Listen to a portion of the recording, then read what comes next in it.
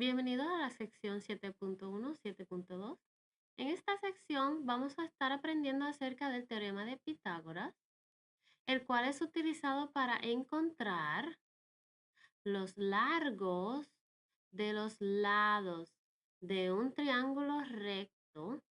Y también vamos a utilizar el converso del teorema de Pitágoras para clasificar triángulos en tres categorías: acute, que es agudo; obtuse o obtuso; y right o recto. Veamos ahora lo que es el teorema de Pitágoras. Es un teorema que se utiliza exclusivamente para triángulos rectos. ¿Qué son triángulos rectos? Son triángulos que tienen un ángulo de 90 grados. El ángulo de 90 grados es representado por esta cajita puesta sobre ese ángulo de 90 grados. Y el teorema de Pitágoras nos dice que si encontramos el lado llamado la hipotenusa, que es el lado más largo del triángulo, que siempre se encuentra partiendo del ángulo recto hacia afuera, este ángulo, triángulo la hipotenusa, y llamamos ese largo el largo C, y luego llamamos los otros lados A y B, el teorema de Pitágoras nos dice que el largo del lado C al cuadrado siempre va a ser igual al lado del largo del lado A al cuadrado más el largo del lado B al cuadrado. Esta fórmula hay que memorizársela y hay que siempre recordar que se utiliza para encontrar el largo de uno de los tres lados de un triángulo cuando los otros dos lados son dados. Veamos un ejemplo de cómo se utiliza este teorema. Si nos dan este triángulo con un lado de largo 12, otro lado 5 y otro X, este lado X hay que encontrarlo. Lo primero que tenemos que hacer es identificar la hipotenusa parándonos en donde marcan el ángulo recto. De ahí partimos hacia afuera e identificamos que el lado X viene siendo el equivalente del lado C para la fórmula. Por lo tanto, si la fórmula es esta, C al cuadrado es igual a al cuadrado más B al cuadrado, sustituyendo X viene equivaliendo al lado C al cuadrado, luego el 12 es A y 5 lado B al cuadrado. No importa cuál de los dos lados, 12 o 5, sustituya para A y B, el importante siempre es clasificar cuál es el lado C. Al evaluar, tenemos que 12 al cuadrado es igual a 144, 5 al cuadrado es igual a 25. Sumamos esos dos números, tenemos una suma de 169. Y recordando que para eliminar un exponente de 2 se utiliza la raíz cuadrada.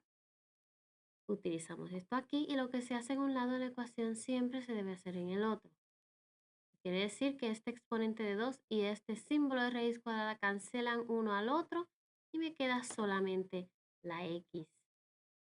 Y al entrar raíz cuadrada de 169 en mi calculadora, obtengo que es un 13. Por lo tanto, el largo de este lado viene siendo 13. Algo que quiero señalar aquí es que el lado que faltaba encontramos que era un número entero, 13. Los otros lados también son números enteros, 12 y 5. Recordando que números enteros son aquellos números que no tienen decimales, no son fracciones, no tienen raíz cuadrada, son números enteros.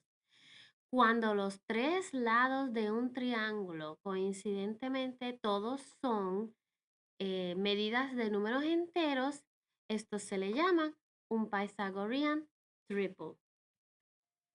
Puede haber ocasiones en que al calcular el lado que falta de un triángulo nos dé un decimal, pues ya no sería un Pythagorean triple. Esto solamente sucede cuando los tres lados del triángulo resultan todos ser números enteros. Pues vamos a definir lo que es un Pythagorean triple.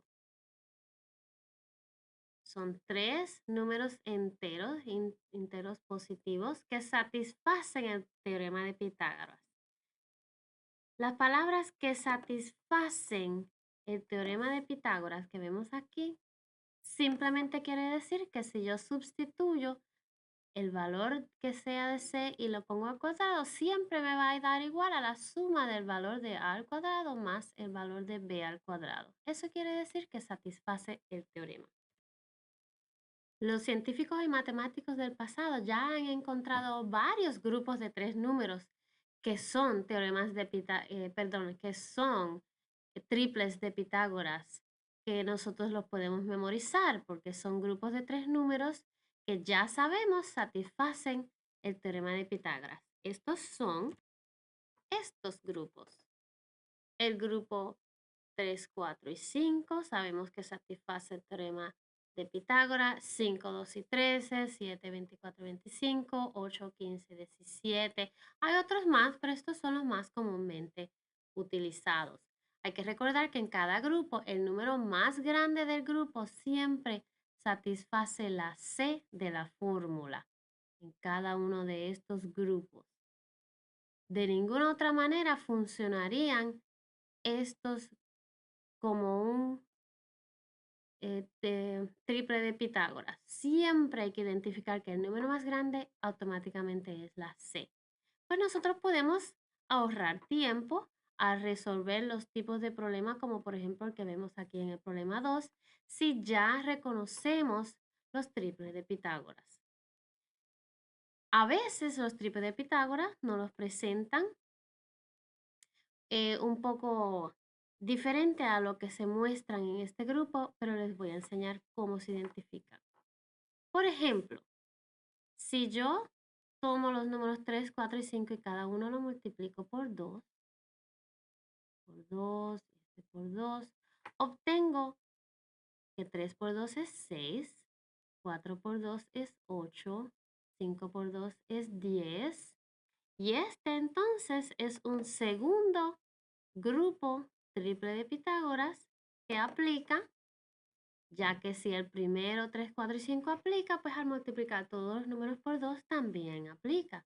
Si yo multiplicase todos los números 3, 4 y 5 ahora por 3, obtendría el grupo 9, 12 y 15 que también satisface un triple de Pitágoras y eso aplica para todos los grupos. O sea que cada grupo yo lo puedo multiplicar por el número que yo quiera y obtengo otro triple de Pitágoras. En el problema número 2, que vemos aquí abajo, podemos pensar a ver si hay alguno de estos grupos de números que yo los pudiese multiplicar todos por un número y obtener un triple. Y pienso, pues 3 por 4 sería un 12.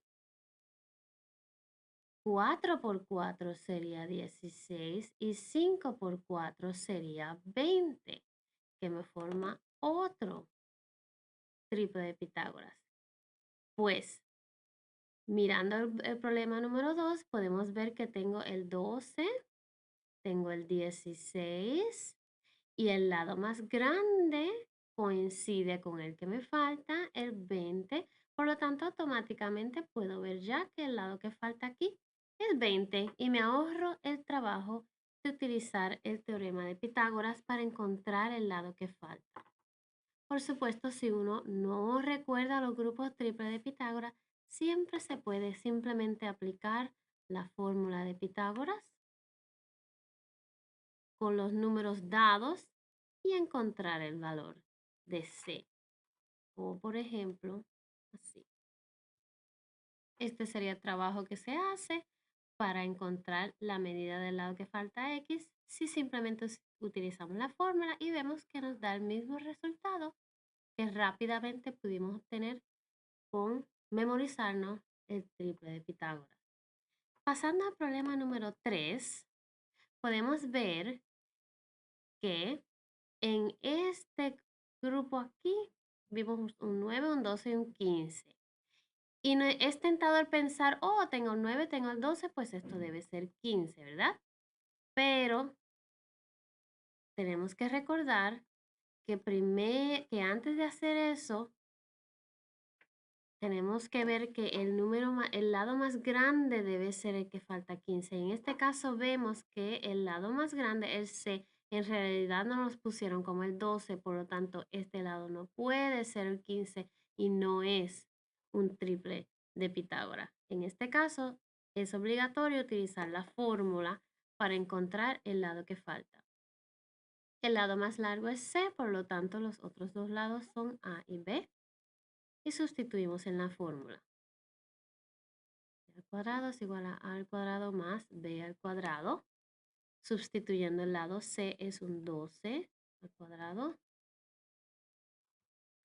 Aquí tenemos los valores sustituidos.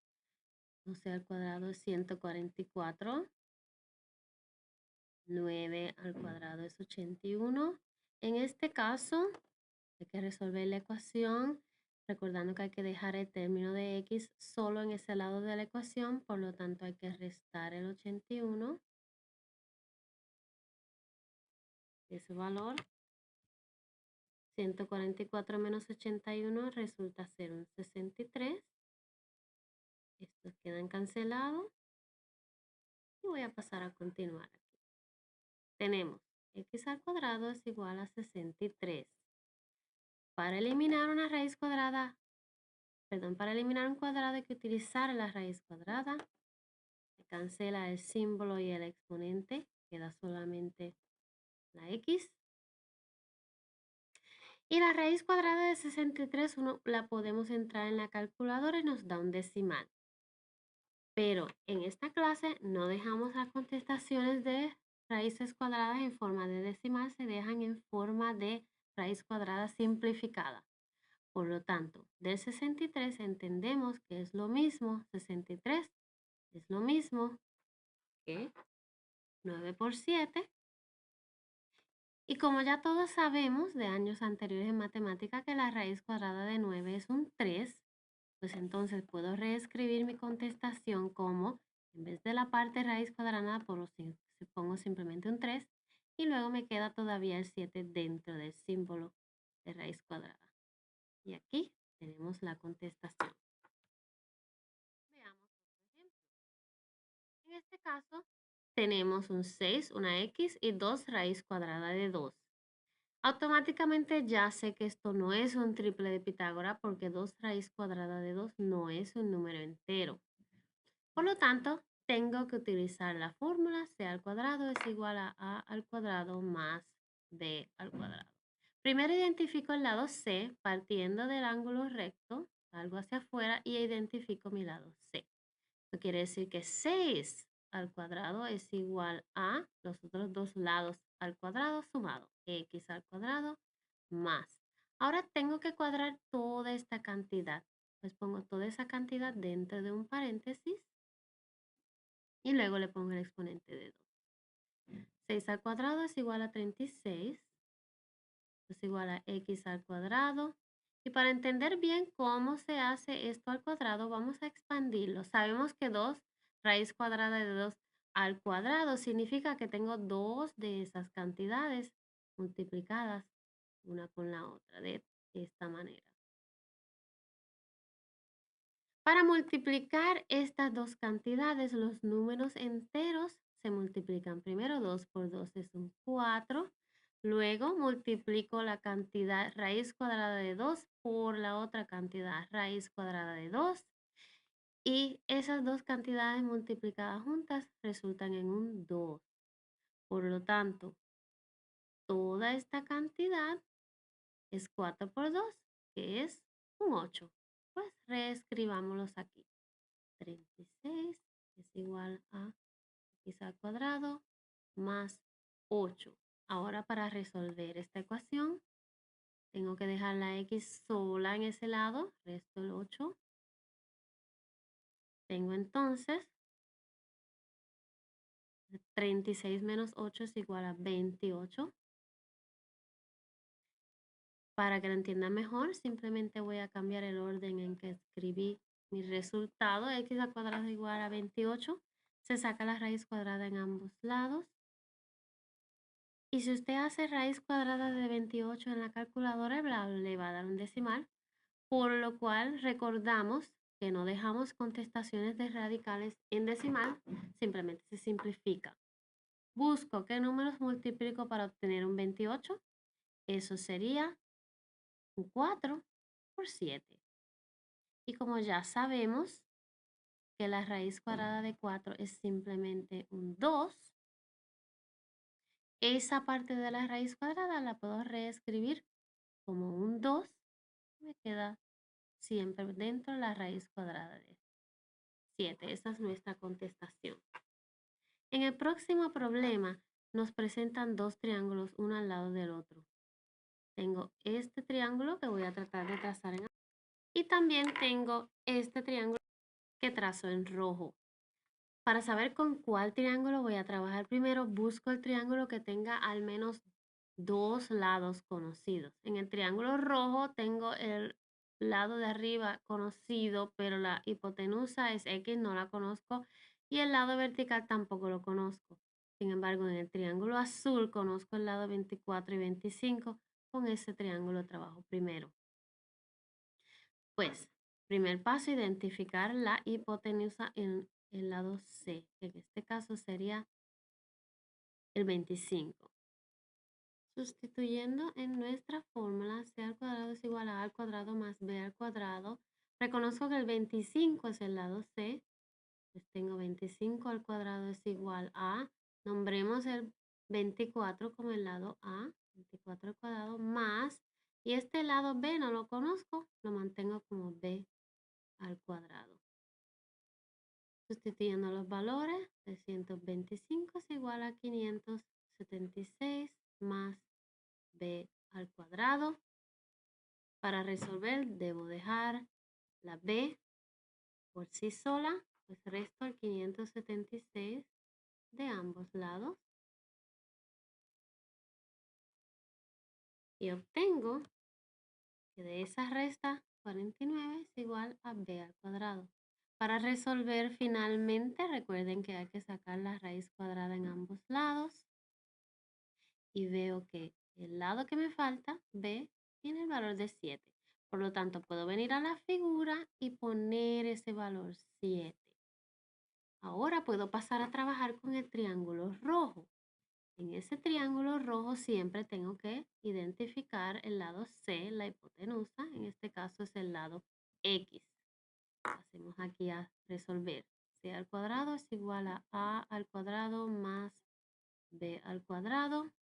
En este caso C es la X. Y los otros dos lados son A y B. 7 al cuadrado es el primer lado que utilizo y el segundo lado que utilizo es el lado raíz cuadrada de 26.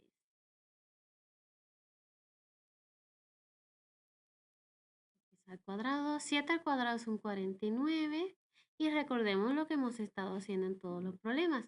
Un exponente de 2 cancela el símbolo de raíz cuadrada, por lo tanto me queda simplemente el número 26. Al sumar esos dos números, obtengo un 75. Y finalmente para resolver hay que sacar la raíz cuadrada en ambos lados. De nuevo, poniendo raíz cuadrada de 75 en nuestra calculadora nos va a dar un decimal. Por lo tanto, tenemos que simplificar buscando los valores de raíz cuadrada que sí conocemos como factores. Pues yo sé que 75 es 25 por 3. Y raíz cuadrada de 25 es algo que yo sé. Raíz cuadrada de 25 es un 5. Por lo tanto, reescribo mi contestación, x es igual a 5 raíz cuadrada de 3. Y esta es nuestra contestación final. Noten que en este ejemplo hubo que trabajar dos triángulos para encontrar la contestación. En el próximo problema nos piden que encontremos el largo de la diagonal del cuadrado. La diagonal es la línea que va de una esquina a la esquina del otro lado opuesto, en esta forma. Nos piden encontrar ese lado. Pues en este caso podemos temporariamente olvidar que existe la segunda mitad del cuadrado y trabajar simplemente como si fuese un triángulo utilizando la fórmula de triángulos rectos que ya conocemos. C al cuadrado es igual a al cuadrado más b al cuadrado. Hay que identificar el lado C partiendo del ángulo recto. Encontramos, este es el lado C, el mismo lado que desconocemos. C al cuadrado va a ser igual a 5 al cuadrado más el otro 5 al cuadrado. Estos se combinan. 25 más 25, c al cuadrado es igual a 50. Hay que sacar la raíz cuadrada en ambos lados para finalizar el problema. Raíz cuadrada de 50 de nuevo es un decimal, por lo tanto tengo que expandir ese 50 en sus factores. Yo sé que esto es 25 por 2 y como conozco que la raíz cuadrada de 25 es simplemente un 5, pues puedo reescribir mi contestación. C es igual a un 5 y luego queda la raíz cuadrada de